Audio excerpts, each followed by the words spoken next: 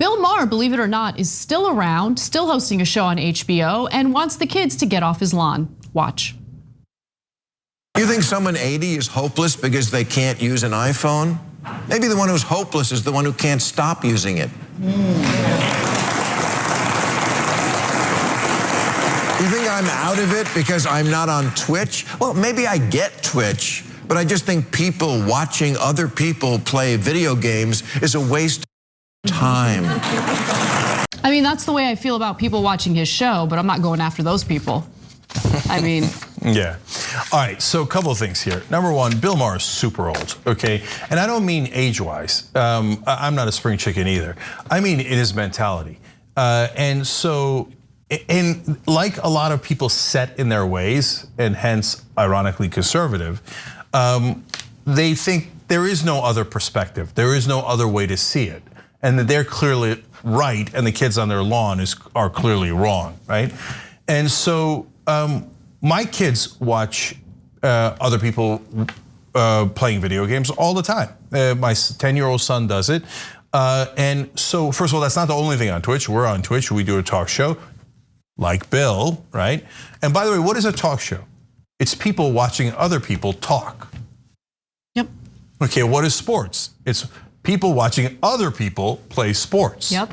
And so Bill Maher does all that and made a living doing that. And then when somebody does it in a slightly different way, he's like, And that's, look, the main point I want to make is not the most substantive point, but I've got a substantive one too. I can't stand his facial expressions. I'm done with it. I think this might be one of those years where it's the discussion Mike and I were having. It's that they can't get over that centrist versus socialist thing. So Elizabeth Warren at some point takes Bernie's voters, he drops out. It's Warren and Biden. And they go to the convention and it's deadlocked. This has happened before in American politics, and they need a compromise candidate. I'm looking hard at Amy Klobuchar. You know why? Because this is not an insult to Amy Klobuchar, I like you, but when they put generic Democrat on the ballot, they win. In Bill Maher's mind, Klobuchar is a compromise candidate. Are you, like, really? Is he paying any attention? Like, you know, we talk, sometimes he feels like he's a little out of touch, right? He's getting almost Biden-esque. Totally. Klobuchar. Totally. Klobuchar. I mean, like, look, in this case, I don't mean Klobuchar as in like she's an unacceptable candidate.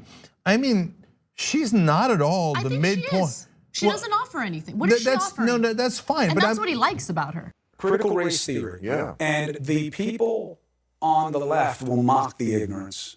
They're too stupid to know. Yes. Here's the problem. They still get to vote for you. And feel overwhelms facts all the time in elections. That's nothing new.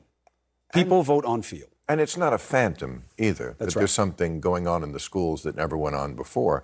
Now, I'm not in schools. I have no interaction with children whatsoever. But I do understand this issue because I read accounts from parents, from educators, from people, and this is all over the country. When you say critical race theory, again, this is the binary situation we always find ourselves in this country. If you say that on MSNBC, people think that's a great thing because they're finally teaching an honest history of racism in this country, which I know no one who is against that. I'm certainly not against that. I think, you know, I remember what my education was with American history. We learned about the Civil War. I mean, they mentioned racism. We understood slavery and Lincoln and blah, blah, blah. But they didn't really go into it any more than Gone with the Wind goes into it. It was there, but you didn't feel it viscerally. Now we're doing that, and I think that's a good thing. People should understand that. That's different than teaching that racism is the essence of America. Cenk, he mentions that, like, his history education growing up, and he's like, you know, we learned about the Civil War, and like, yeah, I mean, like, racism was mentioned. And I was like, I mean, did he think that that was good education? I mean, to just mention racism in the context of the Civil War, I think is kind of crazy. But nonetheless, later he said that he's in favor of, you know, maybe teaching a little bit more, like maybe emphasizing the issue of race in the context of the Civil War a little more. He seems to be in favor of that. But like, I don't know. I haven't seen evidence. Maybe I'm just completely out of the loop, and I'm ready and willing to learn if someone can just show me evidence that public schools are teaching children that this country was founded, like the foundation of this country is racism, and that we're all racist, we're all either oppressed or oppressors. Like, I want to see it. And don't say like, oh, I heard that this school is doing this or that. Don't send me a Daily Caller article on it. I want to see the actual curriculum that's being taught in a public school, in grade school.